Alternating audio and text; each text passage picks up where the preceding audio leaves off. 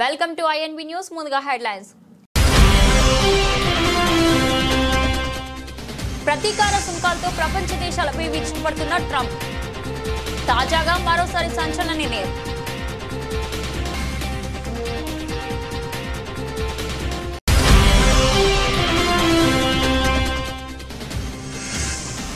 ఎనిమిదోసారి clean సిటీగా నిలిచిన indoor.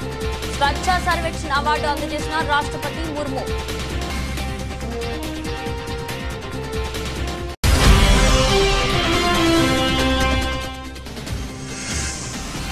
125 యూనిట్ల వరకు ఉచిత విద్యుత్. ఎన్నికల వేళ బీహార్ సీఎం కీలక ప్రకటన.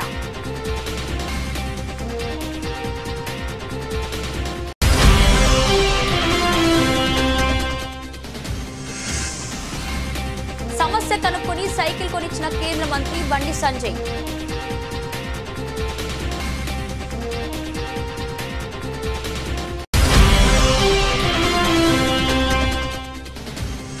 తెలంగాణ ప్రజలు వీళ్ళు చేసే ద్రోహాన్ని మోసాన్ని చూడాలి. మాజీ మంత్రి ఎమ్మెల్యే జగదీష్ రెడ్డి మండిపాటు.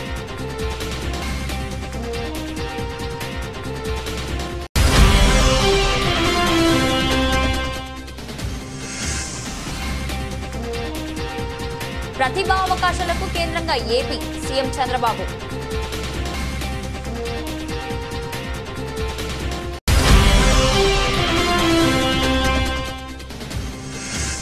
₹20 కోట్ల వ్యయంతో నిర్మించనున్న కొత్త బీటీ రోడ్డు.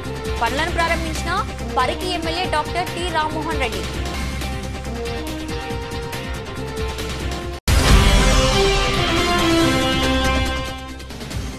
కృష్ణా గోదావరి నదులపై ప్రాజెక్టుల విషయంలో తెలంగాణ ప్రయోజనాలను కాపాడాలి. రాష్ట్ర నీటిపారుదల శాఖ మంత్రి ఉత్తమ్ కుమార్ రెడ్డి.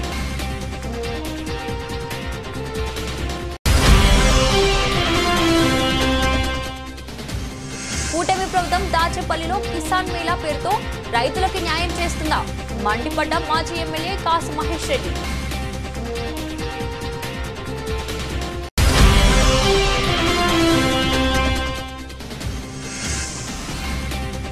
వణకచర్ల అంశంపై రాష్ట్ర ప్రభుత్వం మేకపోతు గాంభీర్యం ప్రదర్శించింది.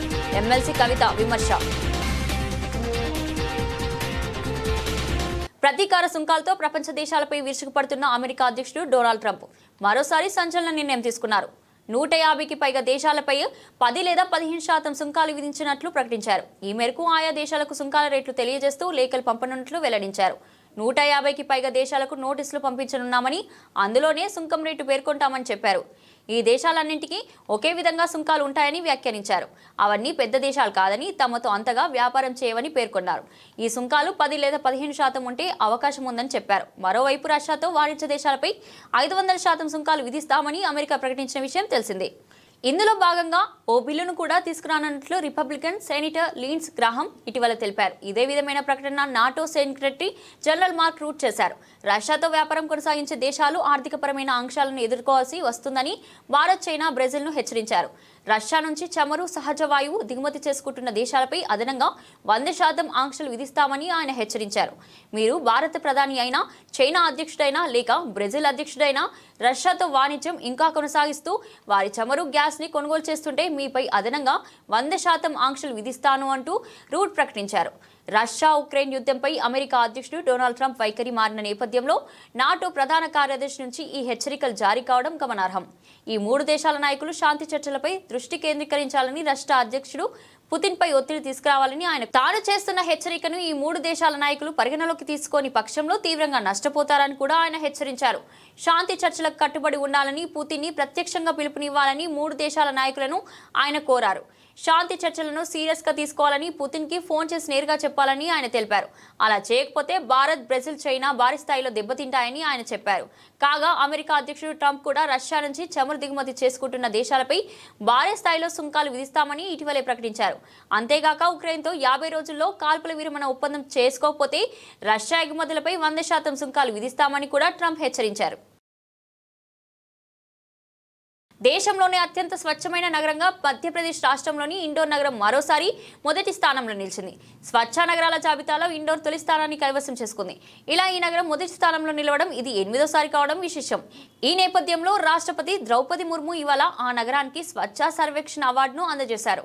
ఇక రెండో స్వచ్ఛమైన నగరంగా సూరత్, మూడో స్థానంలో ముంబై మహానగరం నిలిచింది. కేంద్ర ప్రభుత్వం వివిధ కేటగిరీలో స్వచ్ఛ సర్వేక్షణ్ అవార్డులు ఇటీవలే ప్రకటించిన విషయం తెలిసిందే. స్వచ్ఛ సర్వేక్షణ్ 2024-25 అవార్డులను రాష్ట్రపతి ద్రౌపది ముర్ము ఇవాళ ప్రదానం చేశారు. ఢిల్లీలోని విజ్ఞాన్ భవన్లో జరిగిన వేడుకల్లో స్వచ్ఛ జాబితాలో నిలిచిన నగరాలకు అవార్డులను ప్రదానం చేశారు. కేంద్రం ప్రకటించిన ఈ స్వచ్ఛ సర్వేక్షణ్ అవార్డులో ఏపీలోని 5 నగరాలకు చోటు దక్కింది. విశాఖపట్నం జాతీయ స్థాయిలో స్పెషల్ కేటగిరీ మినిస్టీరియల్ అవార్డు దక్కించుకుంది. రాజమహేంద్రవరానికి రాష్ట్ర స్థాయిలో మినిస్ట్రియల్ అవార్డు లభించింది. స్వచ్ఛ సూపర్ లీగ్ సిటీస్ విభాగంలో విజయవాడ, తిరుపతి, గుంటూరు ఎంపికయ్యాయి. బీహార్లో ఎన్నికల వేడి మొదలైంది. ఈ ఏడాది చివరికల్లా రాష్ట్రంలో అసెంబ్లీ ఎన్నికలు నిర్వహించనున్నారు. దీంతో అన్ని ప్రధాన పార్టీలు ఎన్నికలకు సన్నద్ధమవుతున్నాయి.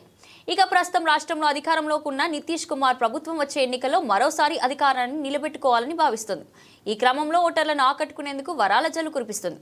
ఇప్పటికే ప్రభుత్వ ఉద్యోగాల్లో మహిళలకు 30% రిజర్వేషన్లు, పింఛన్లు వంటి కీలక హామీలు ప్రకటించిన విషయం తెలిసిందే. తాజాగా సీఎం నితీష్ కుమార్ మరో కీలక పథకాన్ని ప్రకటించారు. 125 యూనిట్ల లోపు కరెంటు బిల్లులు చెల్లించాల్సిన అవసరం లేదని వెల్లడించారు. ఈ మేరకు ఎక్స్ వేదికగా ప్రకటన చేశారు. తమ ప్రభుత్వ రాష్ట్రంలో అధికారంలోకి వచ్చినప్పటి నుంచి అందుబాటు ధరల్లోనే విద్యుత్ సరఫరా చేస్తున్నట్లు తెలిపారు. ఇప్పుడు మరో కీలక నిర్ణయం తీసుకున్నట్లు చెప్పారు. గృహ వినియోగదారులు 125 యూనిట్ల వరకు ఎలాంటి ఛార్జీలు చెల్లించాల్సిన అవసరం లేదని ప్రకటించారు. ఆగస్టు 1 నుంచి ఈ పథకం వర్తిస్తుందని, ఈ లెక్కన జూలై నెల కరెంటు బిల్లు సైతం చెల్లించాల్సిన అవసరం లేదని స్పష్టం చేశారు. ఈ నిర్ణయంతో రాష్ట్రంలో 1.67 కోట్ల కుటుంబాలకు లబ్ధి చేకూరుతుందని సీఎం వెల్లడించారు. 8వ తరగతి చదివే పిల్లోడు సైకిల్ కొనివ్వలేదని స్కూల్కి వెళ్ళనని అన్నాడు. నేను మనం దోస్తులం రాబాయ్ అని మాట్లాడి సమస్య కనుక్కొని సైకిల్ కొనిచ్చిన నెల కింద ఆ పిల్లోడు నాకు ఫోన్ చేసి, సార్ 10 నెలల నుండి రోజు స్కూల్కి వెళ్తున్నా, రోజు సైకిల్ తుడుస్తున్నా అని చెప్పాడు అని కేంద్ర మంత్రి బండి సంజయ్ అన్నారు. వాళ్ళ అమ్మ ఆ చిన్న బాబు 8th క్లాస్ బాయ్ కూర్చున్నాడు. నీ పేరు ఏం పేరు అంటే పేరు చెప్పిండు. నువ్వు స్కూల్కు పోతలేవా అంటే పోన్ పోన్ పోన్ పోన్ అంటున్నాడు. అని ఈ పోన్ పోన్ పోన్ అన్నందుకే ఆ పిచ్చోడని ముద్రేసిన బాబు మీద. సరే అని చెప్పి వాళ్ళ అమ్మమ్మని అడిగిన, ఏమైందమ్మంటే వాడు పిచ్చోడు సార్ అంటుంది వాళ్ళ అమ్మమ్మ కూడా. వాళ్ళ అమ్మని అడిగితే వాళ్ళ అమ్మ కూడా వాడు పిచ్చిలేసింది సార్ అంటే వాళ్ళ అమ్మ అంటున్నది. కానీ అబ్బాయిని చూస్తే అట్లా లేడు. అబ్బాయి చాలా యాక్టివ్ ఉన్నాడు. వాళ్ళిద్దరిని వాళ్ళ అమ్మను బయటికి పంపించిన.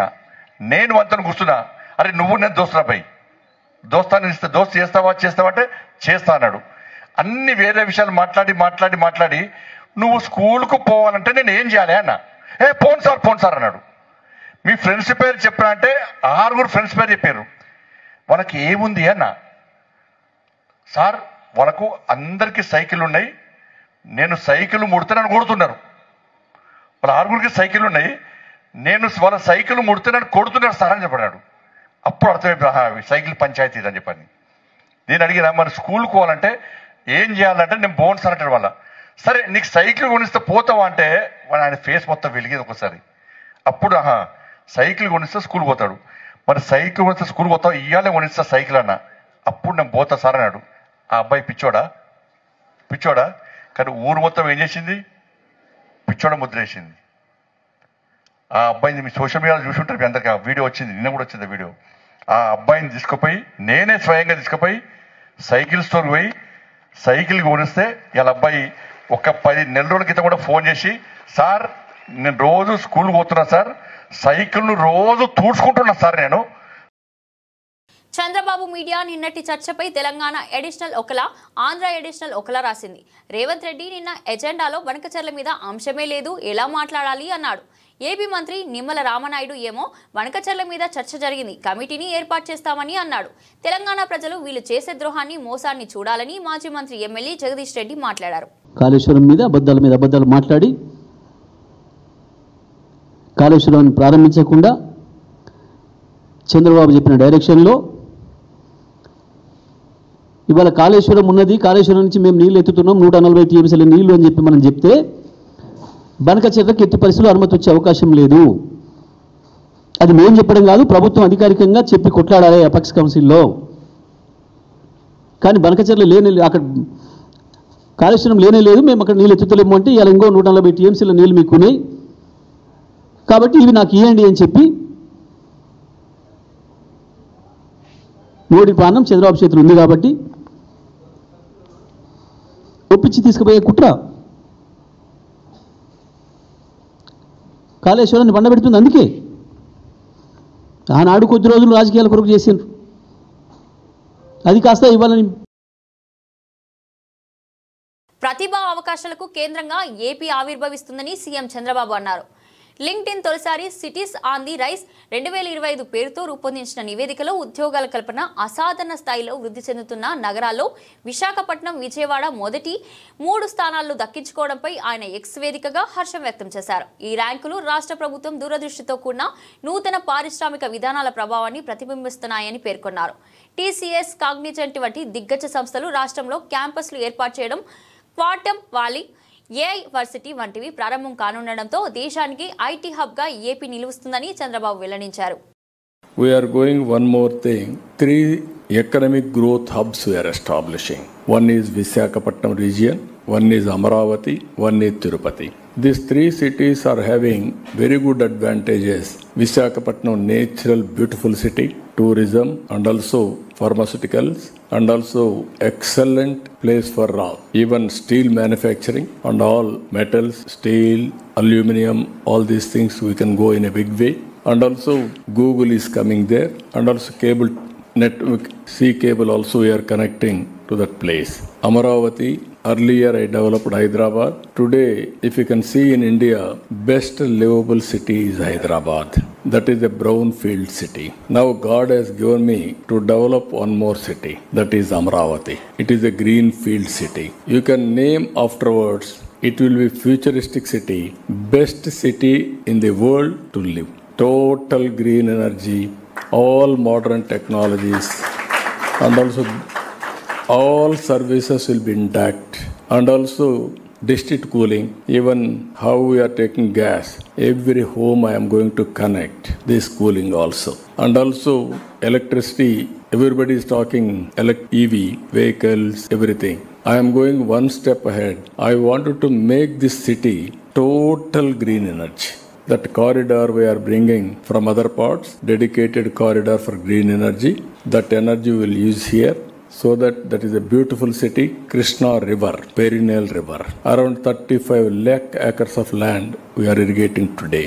Fresh water and also excellent greenery. You can imagine the best city as on today. So many universities have come. Quantum Valley we have started. So many hospitals are going to come.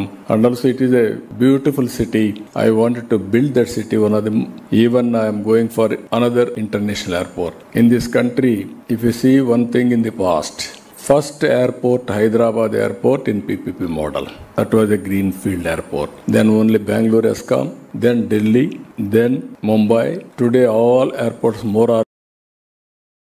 Poduru మండలం చిట్టెంపల్లి నుండి లాలపహాడ్ వరకు 20 కోట్ల వ్యయంతో నిర్మించనున్న కొత్త BT road పనులను Parigi MLA DCC అధ్యక్షుడు doctor T Rammohan Reddy స్థానిక నాయకులు అధికారులతో కలిసి ప్రారంభించారు.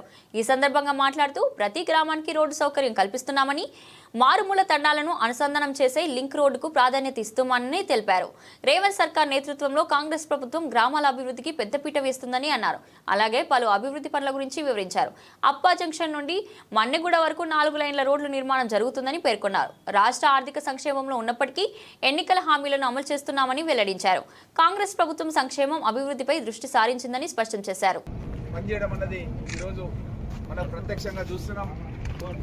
మన లాల్పాడ్ గేట్ నుంచి అంగర్ చిట్టెంపల్లి వరకు గతంలో సింగల్ రోడ్ ఉండి వంకర్ టింకల్గా ఉండి చాలా యాక్సిడెంట్స్ అవుతున్నాయని మా మండల నాయకులు ఇటు పరిగి కానీ అటు ఊడూరు కానీ చాలామంది నాయకులు మన దృష్టికి తీసుకోవడం జరిగింది. ఈరోజు ఈ డబుల్ రోడ్ రావడం మూలంగా త్వరితగతంగా మనం మన పరిగి మండలం నుంచి ఈవెన్ గండెడ్ నుంచి కూడా వచ్చే వాళ్ళు కూడా ఈ రూట్ లోపల హైదరాబాద్ పోవాలంటే కూడా పోవచ్చు. ఇది ఒక ప్యారలల్ రోడ్, మనం హైదరాబాద్ పోవడానికి ప్యారలల్ రోడ్.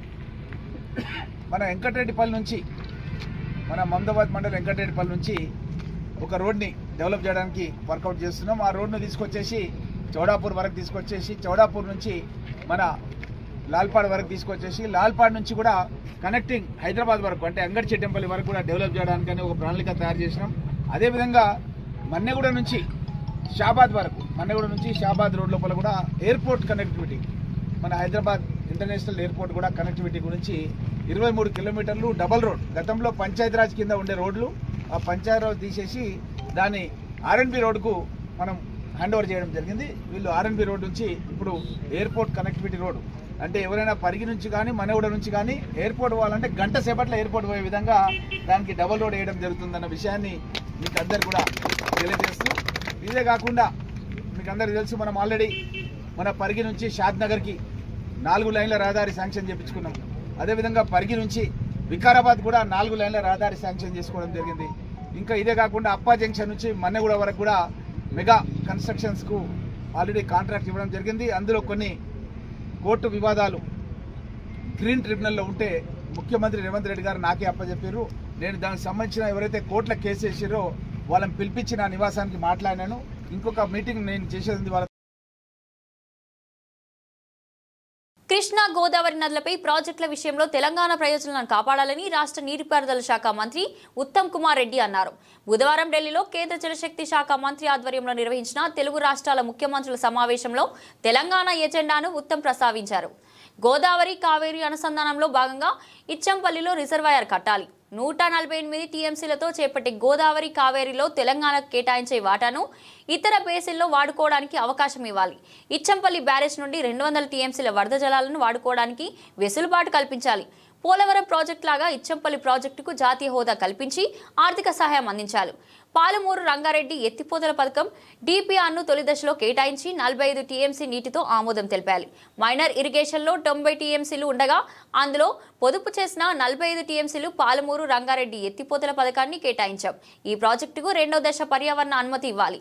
డిండి ఎత్తిపోతలను క్లియర్ చేయాలి. డాక్టర్ బిఆర్ అంబేద్కర్ ప్రాణహిత చేవెళ్ల ఎత్తిపోతల పథకంలో భాగంగా తుమ్మిడిహెట్టి బ్యారేజ్ నిర్మాణానికి కేంద్రం ఏఐబిపి కింద ఆర్థిక సహాయం అందించింది. ఈ ప్రాజెక్టు ప్రాథమిక సాధ్యాసాధ్యాల నివేదికను 2009 ఏప్రిల్లో సమర్పించగా దీనికి సిడబ్ల్యూసి 2010 ఏప్రిల్లో సమ్మతి తెలిపింది. కృష్ణా నదీ జలాల ఉపయోగంలో ఇరు రాష్ట్రాల్లో కొన్ని అనుమానాలు ఉన్నాయి. ఎవరు ఎక్కువ ఉపయోగిస్తుండ్రు, ఎవరు తక్కువ ఉపయోగిస్తుండ్రు అనేది. అయితే ఏదైతే రీఆర్గనైజేషన్ యాక్ట్లో చట్టంలో ఉందో ఈ టెలిమెట్రీ ఇన్స్ట్రుమెంట్స్ విషయంలో గతంలో తెలంగాణలో ఉన్న ప్రభుత్వం దాన్ని కొంత అంటే టెలిమెట్రీ ఇన్స్ట్రుమెంట్స్ పూర్తిగా పెట్టియడంలో అంత పట్టుబట్టలేదు, కొంత నిర్లక్ష్యం జరిగింది. ఈ 18 నెలల్లో మేము ఎప్పటికప్పటికి కేఆర్ఎంబి కానీ సెంట్రల్ గవర్నమెంట్ కానీ ఇన్సిస్ట్ చేస్తూ వచ్చాం.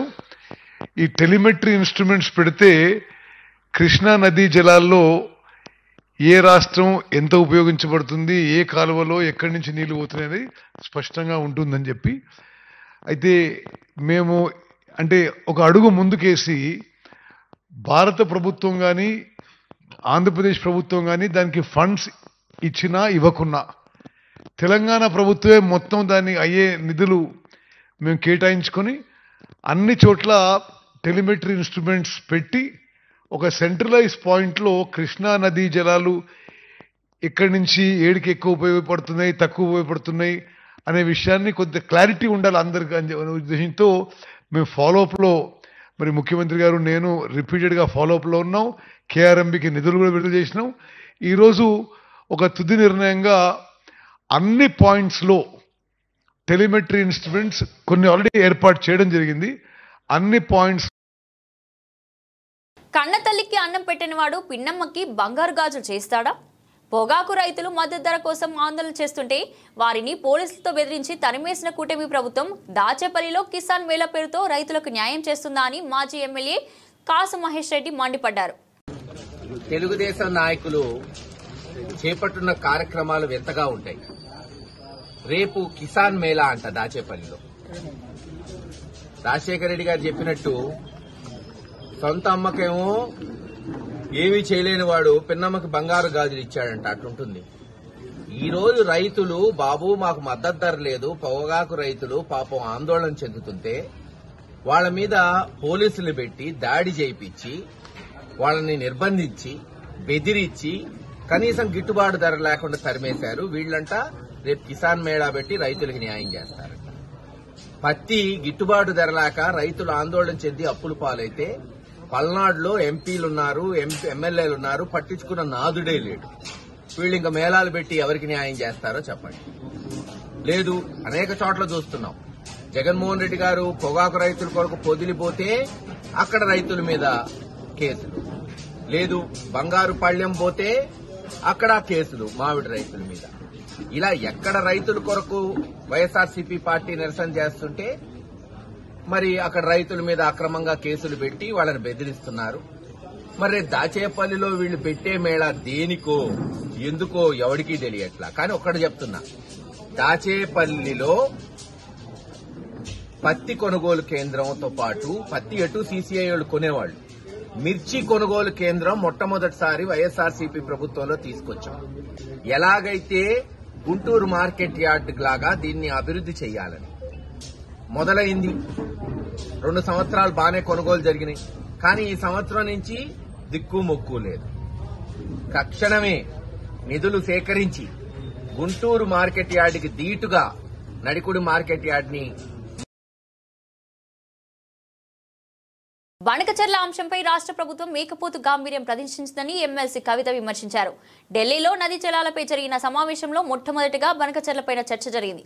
సీఎం రేవంత్, మంత్రి ఉత్తమ్ కుమార్ సిగ్గు పౌరుషం లేకుండా అప్పడంగా గోదావరి జలాలను చంద్రబాబుకు గిఫ్ట్ ఇచ్చారు. బనకచెర్లతో తెలంగాణకు తీవ్ర నష్టమే. ఈ నిర్లక్ష్య వైఖరికి సీఎం రాజీనామా చేయాలని డిమాండ్ చేశారు. మంత్రి రేవంత్ రెడ్డి గారి ఆఫీస్ నుండి బాగా మేకపోతు గాంభీర్యాన్ని ప్రదర్శిస్తూ బనకచెర్ల ఇష్యూ చర్చకు వస్తే మేము పోమని చెప్పి లీక్లు ఇవ్వడం జరిగింది ముందు రోజు. కానీ తీరా తెల్లారి చూస్తే ఏమైందో ఏమో మరి చాలా సంబరంగా ఉత్తమ్ కుమార్ రెడ్డి గారు, రేవంత్ రెడ్డి గారు ఇద్దరు కూడా పోయి మరి చంద్రబాబు నాయుడు గారిని ఎదుర్కొని సన్మానం చేసి ఆ ఫోటోలు వీడియోలు చూస్తుంటే అయితే పండగ వాతావరణం కనబడ్డది. మరి అన్నీ చేసి కూర్చున్నారు. సరే మీటింగ్ పోయినరు. మీటింగ్ పోయినాక నేను మీ అందరికీ తెలిసి ఎప్పుడు కూడా సమాచారం లేకుండా మాట్లాడను, నిర్దిష్టమైనటువంటి ఆధారాలు లేకుండా మాట్లాడను. వీళ్ళు మీటింగ్కి పోయినరు, జలశక్తి మీటింగ్కి. మొట్టమొదటి అంశమే ఎజెండాలో బనకచెర్ల జరిగింది. అక్కడ మొట్టమొదటి అంశం బనకచెర్ల ఉంటే కూడా కనీసం పౌరుషం లేకుండా, సిగ్గు లేకుండా ముఖ్యమంత్రి గారు, మన ఇరిగేషన్ శాఖ మంత్రి గారు మీటింగ్ మొత్తం కూడా కూర్చొని అప్పనంగా గోదావరి జలాలని గిఫ్ట్ లెక్క చంద్రబాబు నాయుడు గారి చేతిలో పెట్టి రిటర్న్ రావడం జరిగింది. ఎంత దారుణం అంటే ఇది. ఈ బనకచెర్ల ప్రాజెక్టు కనుక జరిగితే గోదావరి జలాలలో తెలంగాణ యొక్క హక్కులు శాశ్వతంగా హరించిపోతాయి. ఈ విషయం తెలుసు ముఖ్యమంత్రి గారికి, తెలుసు ఉత్తమ్ కుమార్ రెడ్డి గారికి తెలుసు. అయినా అటెండ్ అయినరు, అయినా పోయినరు. పోయి ఉల్టా సన్మానాలు చేయించుకొని దండలు వేయించుకొని నీళ్లు అప్పనంగా అప్పచెప్పి వెనక్కి రావడం జరిగింది. నిజంగా ఎంత బాధ అనిపించిందంటే ఆడ చంద్రబాబు నాయుడు గారు సన్మానం చేస్తుంటే ముఖ్యమంత్రి గారి ముఖం ఆనందంతో వెలిగిపోతున్నది. కానీ నాకైతే బలిక బక్రాన్ చూసినట్టు అనిపించింది. కానీ ఇక్కడ బలయ్యేది ఎవరు? తెలంగాణ ప్రజలు. తెలంగాణ ప్రజల యొక్క హక్కులు, గోదావరి నదీ జలాల్లో శాశ్వతంగా హక్కులు కోల్పోతాం. ఇది వాస్తవం, ఇది జరిగింది అక్కడ. ఎందుకంటే ప్రెస్ ఇన్ఫర్మేషన్ బ్యూరో తెలుగులో ఒక ప్రెస్ నోట్ ఇచ్చింది, ఇంగ్లీష్లో ఒక ప్రెస్ నోట్ ఇచ్చింది. మరి వాళ్ళు పర్టికులర్గా చెప్పడం జరిగింది, ఎజెండాలో బనకచెర్ల ఇష్యూ చర్చించినాం, పవర్ పాయింట్ ప్రజెంటేషన్ కూడా ఇచ్చినాం అన్నటువంటి అంశం ప్రెస్ ఇన్ఫర్మేషన్ బ్యూరో చెప్పడం జరిగింది. బయటకు వచ్చి ప్రెస్ మీట్ పెట్టి దారుణంగా మన ముఖ్యమంత్రి గారు బుకాయిస్తున్నాడు. ఆయన బొంకుతున్నాడు. అరే జరగనే లేదు, వాళ్ళు అడిగితే కదా మేము కట్టేది. ఎంత దారుణం ఇది! ఇంత సిగ్గులేనితనం ఉంటుందా? ఇంత ఘోరం ఉంటుందా? ఇంత అన్యాయం ఉంటుందా? జరిగింది వాస్తవంగా. అక్కడ అంతమంది సీనియర్ ఆంధ్ర బంగారం మరింత చౌకైంది. గరిష్ట స్థాయి ధర చేరుకోవడంతో అమ్మకాలు పడిపోయి తీవ్ర ఇబ్బందులు ఎదుర్కొంటున్న సాకిస్టులు విక్రయాలకు మొగ్గు చూపడంతో దేశీయంగా ధరలు భారీగా పడిపోయాయి. దేశ రాజధాని న్యూఢిల్లీలో 99.9% స్వచ్ఛత కలిగిన 10 గ్రాముల పుత్తడి ధర 500 తగ్గి 99,000 దిగువకు జారుకుంది. బులియన్ మార్కెట్ ముగిసే సమయానికి తులం ధర 98,870 వద్ద నిలిచింది. వరుసగా 2 రోజులుగా ధరలు తగ్గుతుండడం విశేషమని ఆల్ ఇండియా సరఫరా అసోసియేషన్ వెల్లడించింది. అలాగే 99.5% స్వచ్ఛత కలిగిన బంగారం ధర మరో 400 తగ్గి 98,400కు దిగొచ్చింది. ఇటు హైదరాబాద్ లో 24 క్యారెట్ తులం బంగారం ధర 490 తగ్గి 99,280కి చేరుకుంది. అంతకుముందు ఇది 99,700గా ఉన్నది. 22 క్యారెట్ల ధర కూడా 450 తగ్గి 91,000గా నమోదైంది. కానీ అంతర్జాతీయ మార్కెట్లో బంగారం ధరలు భారీగా పెరిగాయి. ఔన్స్ గోల్డ్ $16.41 ఎగబాకి $3,341.37కు చేరుకుంది. ప్రతీకార సుంకాల విధింపుపై అమెరికా అధ్యక్షుడు డొనాల్డ్ ట్రంప్ సిద్ధమవుతుండటంతో మదుపర్లు తమ పెట్టుబడులను సురక్షితమైన అతి విలువైన లోహపు వైపు మళ్లించడంతో గ్లోబల్ మార్కెట్లో వీటి ధరలు బలపడ్డాయని కోటక్ సెక్యూరిటీస్ వైస్ ప్రెసిడెంట్ కయాంత్ చైనావాలా తెలిపారు. బంగారంతో పాటు వెండి ధరలు భారీగా తగ్గాయి. పారిశ్రామిక వర్గాల నాణాల తయారీదారుల నుంచి డిమాండ్ పడిపోవడంతో కిలో వెండి ఏకంగా 1000 తగ్గింది. మంగళవారం 1.12 లక్షలుగా ఉన్న కిలో ధర ప్రస్తుతం 1.11 లక్షలకు తగ్గింది. ఈ వారంలోనే రికార్డు స్థాయి ధర 1.15 లక్షలు పలికిన విషయం తెలిసింది. హైదరాబాద్లో కిలో వెండి 1000 తగ్గి 1.24 లక్షలకు తగ్గింది. వెస్టిండీస్ ఆల్రౌండర్ ఆండ్రీ రసెల్ అంతర్జాతీయ క్రికెట్కు రిటైర్మెంట్ ప్రకటించాడు. వెస్టిండీస్తో ఆస్ట్రేలియాతో స్వదేశంలో జరిగే 5 మ్యాచ్ల T20 సిరీస్లోని తొలి రౌండ్ మ్యాచ్లు చివరి మ్యాచ్లు కానున్నాయి. 37 ఏళ్ల రసెల్ 5 మ్యాచ్ల సిరీస్ కోసం జట్టులో చోటు దక్కించుకున్నాడు. జమైకాలోని సబీనా పార్క్లోని హోమ్ గ్రౌండ్లో జరిగే తొలి రౌండ్ మ్యాచ్లో ఆడి ఇంటర్నేషనల్ క్రికెట్కు వీడ్కోలు పలకనున్నాడు. విండీస్ క్రికెట్ రిటైర్మెంట్ను ధృవీకరిస్తూ పోస్ట్ చేసింది. దాని అర్థాన్ని పదాలు వివరించలేవు. వెస్టిండీస్కు ప్రాతినిధ్యం వహించడం నా జీవితంలో గర్వించదగ్గ విజయాలలో ఒకటి. నేను చిన్నప్పుడు ఈ స్థాయికి చేరుకుంటానని ఊహించలేదు. కానీ మీరు క్రీడను ఎంత ఎక్కువగా ఆడడం, ప్రేమించడం ప్రారంభిస్తే మీరు ఏమి సాధించగలరో మీరు గ్రహిస్తారు. ఇది నన్ను మెరుగ్గా మారడానికి ప్రేరేపించింది. ఎందుకంటే నేను మెరూన్ రంగులో ఒక ముద్ర వేయాలని, ఇతరులకు ప్రేరణగా మారాలని కోరుకున్నాను అని రసెల్ పేర్కొన్నారు. నేను వెస్టిండీస్ తరపున ఆడటం ఇష్టపడతాను. నా కుటుంబం, స్నేహితుల ముందు ఇంట్లో ఆడడం నాకు చాలా ఇష్టం. నా ప్రతిభను ప్రదర్శించడానికి, మరింత ఉత్తమ ప్రదర్శన ఇవ్వడానికి అవకాశం లభిస్తుంది. కరేబియన్ నుంచి వచ్చే తదుపరి తరం క్రికెటర్లకు రోల్ మోడల్ గా ఉంటూనే నా అంతర్జాతీయ కెరీర్ను ఉన్నతంగా ముగించాలనుకుంటున్నాను అని పేర్కొన్నారు. రసెల్ 2019 నుంచి T20 స్పెషలిస్ట్ ప్లేయర్గా నిలిచాడు. వెస్టిండీస్ తరపున 84 T20 మ్యాచ్లు ఆడాడు. 22 సగటు 163.8 స్ట్రైక్ రేట్తో 1078 పరుగులు చేశాడు. ఇందులో 3 హాఫ్ సెంచరీలు ఉన్నాయి. అతని అత్యుత్తమ స్కోరు 71 పరుగులు. 30.59 సగటుతో 61 వికెట్లు తీసుకోగా అత్యుత్తమ బౌలింగ్ గుణాంకాలు 3/19 వచ్చే ఏడాది భారత్ శ్రీలంక ఆతిథ్యం ఇవ్వనున్న ICC T20 ప్రపంచ కప్కు 7 నెలల ముందు రసెల్ రిటైర్మెంట్ ప్రకటించాడు.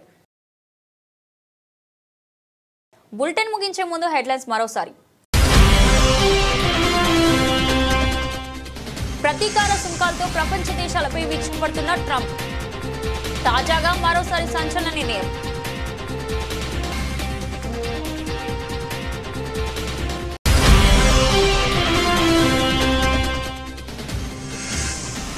ఎనిమిదోసారి క్లీన్ సిటీగా నిలిచిన ఇండోర్. స్వచ్ఛ సర్వేక్షణ అవార్డు అందజేసిన రాష్ట్రపతి ముర్ము.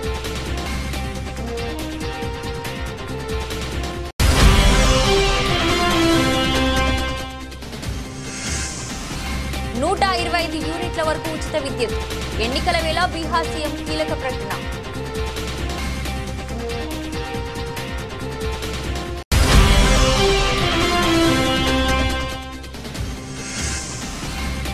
సమస్య కనుక్కొని సైకిల్ కొనిచ్చిన కేంద్ర మంత్రి బండి సంజయ్.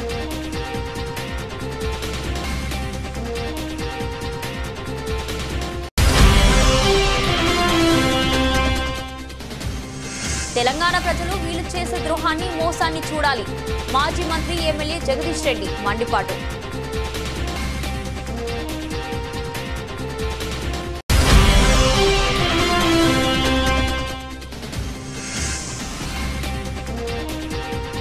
ప్రతిభా అవకాశాలకు కేంద్రంగా ఏపీ సీఎం చంద్రబాబు.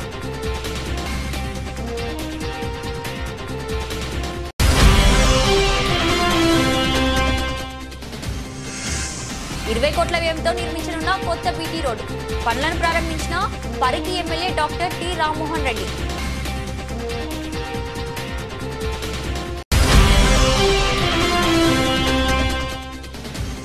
కృష్ణా గోదావరి నదులపై ప్రాజెక్టుల విషయంలో తెలంగాణ ప్రయోజనాలను కాపాడాలి. రాష్ట్ర నీటిపారుదల శాఖ మంత్రి ఉత్తమ్ కుమార్ రెడ్డి.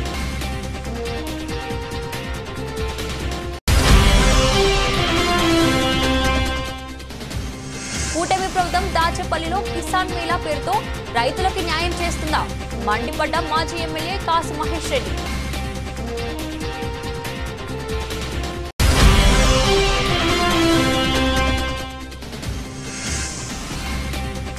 వడకచెర్ల అంశంపై రాష్ట్ర ప్రభుత్వం మేకపోతు గాంభీర్యం ప్రదర్శించింది.